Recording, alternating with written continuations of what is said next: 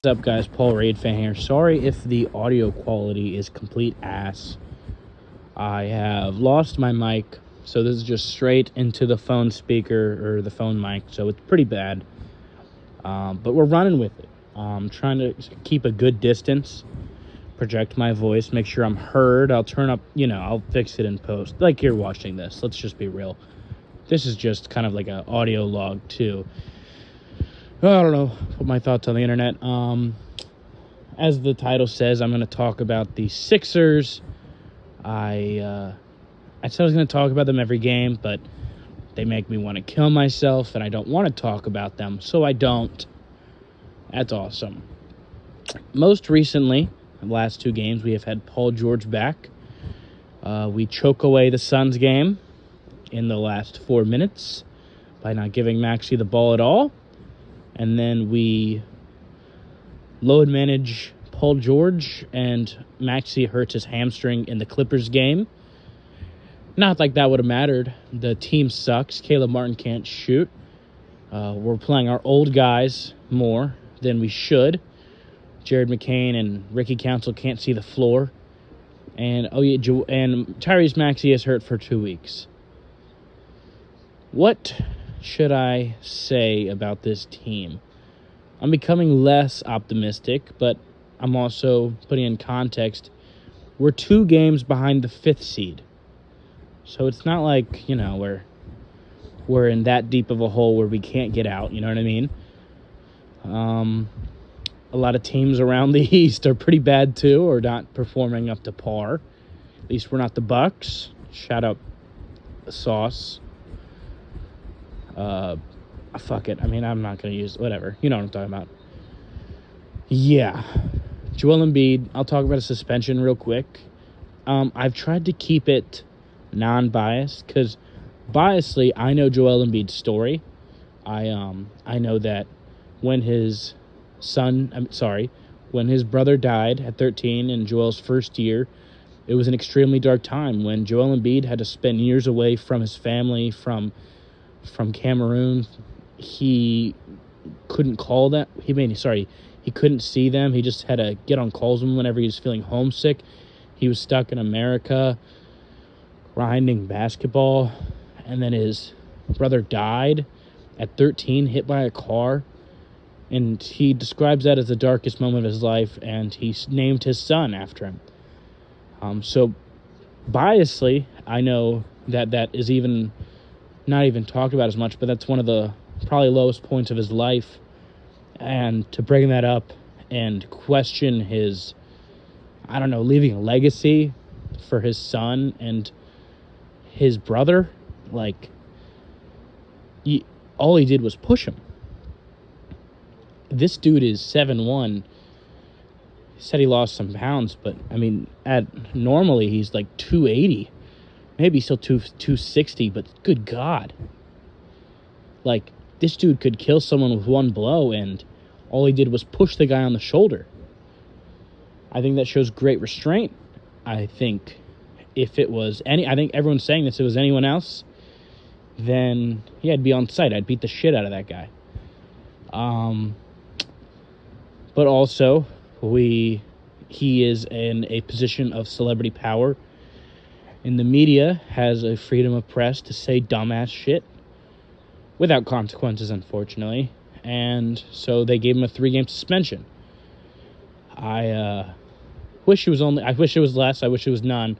I wish they just fined him. But I understand protecting the media, unfortunately. And, of course, Marcus Hayes is going to get off scot-free. What a bitch. What a little bitch. Fuck Marcus Hayes. Never stop living that down. That dude's a loser. Try to push A.J. Brown out of town. What a fucking idiot. But yeah, that's enough on the Joel Embiid situation. He comes back in 2 games. We play the Lakers, and I'm not sure who else. Yeah, Nick Nurse. I was trying to put off my hate for him, but good God, what's happening? I feel like he's regressed as a coach. I'm waiting until I see Joel Embiid on the court. That's when I blow up, if it's still dog shit, like rotations and game plan. that's when I'm done. If he can't figure this out with Joel Embiid on the court, it's awful. Same with all the role players. I'm also thinking more of the future. Obviously, we're 2 games back from the 5th seed. But after 30 games, we're 1-6 right now. Joel Embiid comes back, so we'll probably be 1-8 unless we squeak out a win with no Maxey and Paul George at the helm. That doesn't sound good. I think I would like us to be 15-15 by 30 games. Now, that might sound crazy, but that means that we would go 14. Oh, my God, my math. I didn't do the math before this. I think it's 14-7 with Joel Embiid, and I think that is extremely reasonable. I would love to be 500 after 30 games. We would have Maxey back, too, and I think that would be I think around that spot, maybe like fluctuate 1 or 2 games, that would be okay.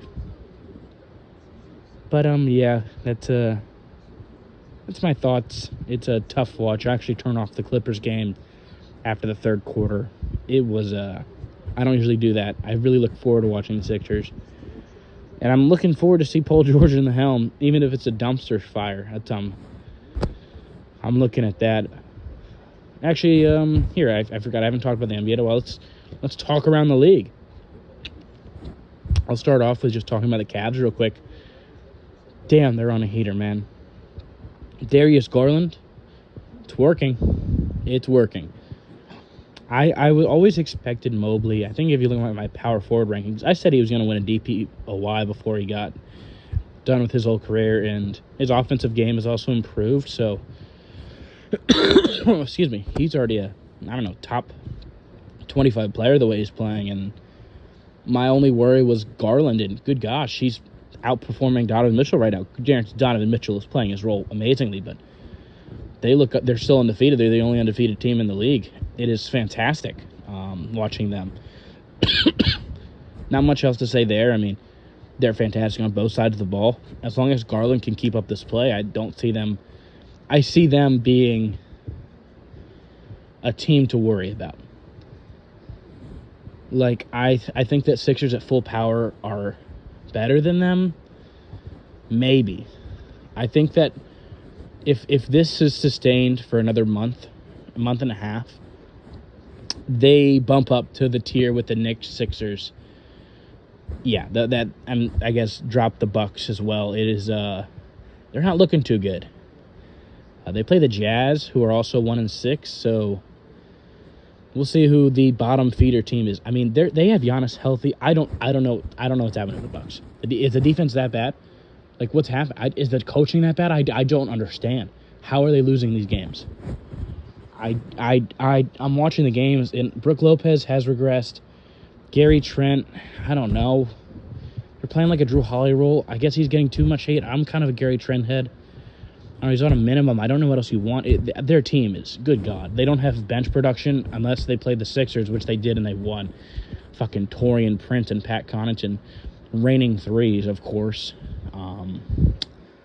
But yeah, good gosh. I don't know what the Bucks are doing. Any of the teams I want to quickly go over, or my thoughts that I haven't talked about? Oh, I guess I'll talk about the Pistons. We lost to the Pistons. We let Tobias Harris get like 10 just cookie points just standing under the rim, and they just throw it to him, so he lays the ball up to stat pad. That's awesome. I actually did watch a Pistons game recently. I got to see a little bit of Paul Reed minutes. I think he fished for like 11 points. He had a great spin move, foul. He was pick and rolling. He was playing aggressively. I liked it. I think he might carve a little more minutes out for himself. But yeah, I'm not exactly the number one Paul Reed fan. I'm finding here. I might change the name. It was more of a meme name. I do have a signed Paul Reed jersey in my room. Love Paul Reed. Probably one of my favorite Sixers at the time. But, I mean, he's just awesome. Out the mud, you know. If you know, you know. Yeah, that's the Sixers. And stay tuned for more content. I'm going to make my quarterly check-in. I don't know. Something like that for the Eagles, which are doing good.